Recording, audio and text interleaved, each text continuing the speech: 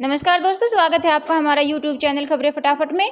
दोस्तों, हाल ही में लॉन्च की गई अग्निपथ योजना का विरोध देश भर के विभिन्न हिस्सों में बढ़ता ही जा रहा है। आक्रोशित छात्राओं का कहना है कि सरकार ने अग्निपथ योजना के जरिए युवाओं के बेरोजगारी को बढ़ा दिया है।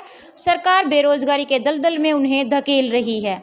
इस बारे में विस्तार से हम बात करेंगे। उससे पहले आपसे एक रिक्वेस्ट है कि अगर आपने चैनल को सब्सक्राइब नहीं किया है तो प्लीज़ चैनल को सब्सक्राइब कीजिए ताकि हर अपडेट आपको समय पर पहुँचे। विस्तार से हम इस बारे में बात करते हैं।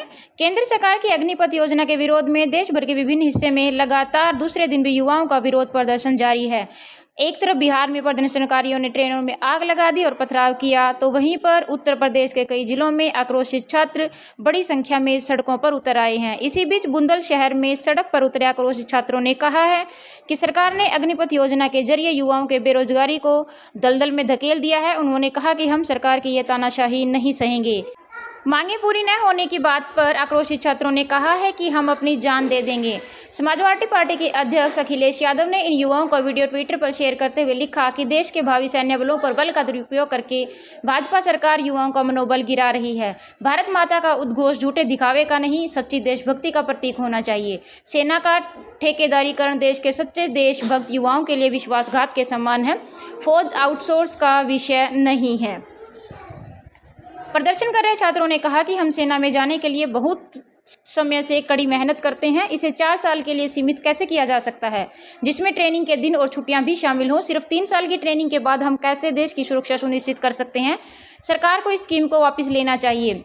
जहानाबाद में प्रदर्शन कर रहे एक छात्र ने कहा कि हम 4 साल के बाद काम करने कहाँ जाएंगे। 4 साल की सर्विस के बाद हम लोग बेघर हो जाएंगे, इसलिए हम लोग सड़कों पर उतरे हुए हैं। प्रदर्शनकारियों ने कहा है कि देश के नेताओं को समझना होगा कि जनता अब जागरूक हो चुकी है। अग्निपथ योजना के खिलाफ बीजेपी में भी आवाजें उठने लगी हैं। सांसद वरुण गांधी ने रक्षा मंत्री राजनाथ सिंह को पत्र लिखा है, जिसमें कहा गया है कि अग्निपथ योजना को लेकर देश के युवाओं के मन में बहुत सारे सवाल हैं।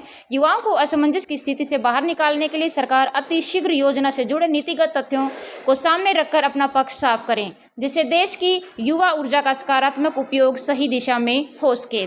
साथ ही साथ आपको बता दें कि अग्निपथ स्कीम के खिलाफ राहुल गांधी ने भी ट्वीट किया है। उन्होंने लिखा है, न कोई रैंक, न कोई पेंशन, न 2 साल से कोई भी डायरेक्ट भर्ती, न 4 साल के बाद स्थिर भविष्य, न सरकार का सेना के प्रति सम्मान।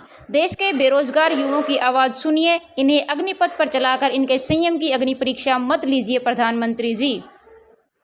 आपको बता दें कि सरकार की अग्निपथ योजना पर तेजस्वी ने भी निशाना साधा है। उन्होंने कहा है कि ठेकेदारी प्रथा से सरकारी नौकरियों में आरक्षण समाप्त किया जा रहा है और उन्होंने सरकार से पूछा है कि क्या 18 साल की उम्र में वो समर्पण और जज्बा जो कि एक सैनिक के लिए चाहिए वो हो पाएगा।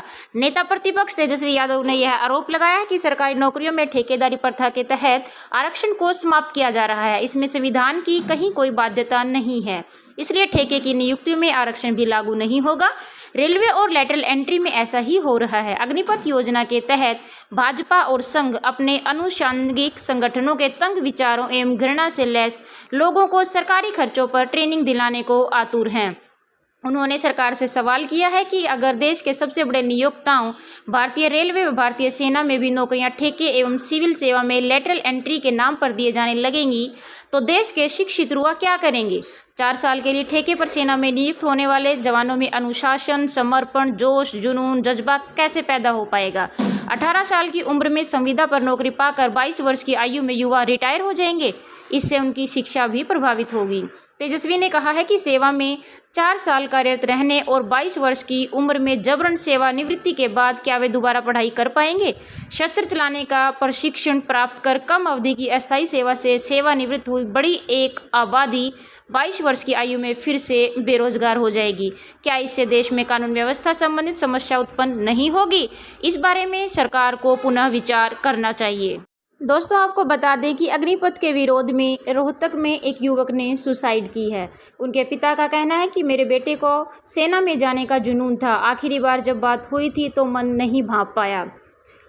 भारतीय सेना में भर्ती की गई स्कीम अग्निपथ के विरोध में सुसाइड करने वाले युवक का परिवार अपने बेटे की मौत के लिए सरकार को जिम्मेदार मानता है। हरियाणा के रोहतक में बतौर पेइंग गेस्ट रहकर 2 साल से सेना भर्ती की तैयारी कर रहे जींद के लिजवाना कला गांव के सचिन ने सुसाइड से चंद पहले ही अपने पिता सत्यपाल से बात की थी। जिनकी मौत से आहत लिजवाना कला और उसके आसपास के 4 गाँव के लोगों ने शनिवार को जींद रोहतक रोड जाम करने की चेतावनी दी है। इन आपको बता दें कि इन चारों गांवों के बच्चे लिजवाना कला गांव के स्टेडियम में सेना की भर्ती की तैयारी करते हैं। सचिन 2 साल पहले गोवा में हुई आर्मी की रिलेशन भर्ती में फिजिकल और मेडिकल टेस्ट पूरा कर चुका था। अब केवल लिखित पेपर होना बाकी था। कोरोना और दूसरी वजहों से 2 साल में कई बार पेपर की तारीख आगे खिसकती रही। सेना में जाना उसका जुनून था।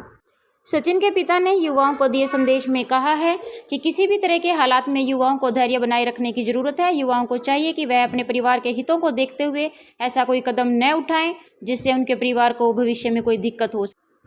कांग्रेस के राज्यसभा सांसद दीपेंद्र हुड्डा ने भी कहा है कि सरकार अग्निपथ योजना को तुरंत वापस ले। यह देश की सुरक्षा के हित में नहीं है, न ही युवाओं के हित में है। उन्होंने कहा कि मैंने संसद में भर्ती खोलने का प्रश्न भी उठाया था। सरकार इसे संसद में व्यापक चर्चा के लिए रखे, मैं चिट्ठी भी लिखूंगा। साथ ही साथ आपको बता दें कि विधायक किरण चौधरी ने कहा है कि कभी सुना था कि फौजी ठेके पर रखे जाएंगे। न्यू इंडिया में अब अग्निपथ योजना के तहत आर्मी, नेवी और एयरफोर्स में 4 साल के लिए भर्ती होगी। ठेके पर फौज में भर्ती करना युवाओं के देश प्रेम की भावना से खिलवाड़ नहीं तो और क्या है।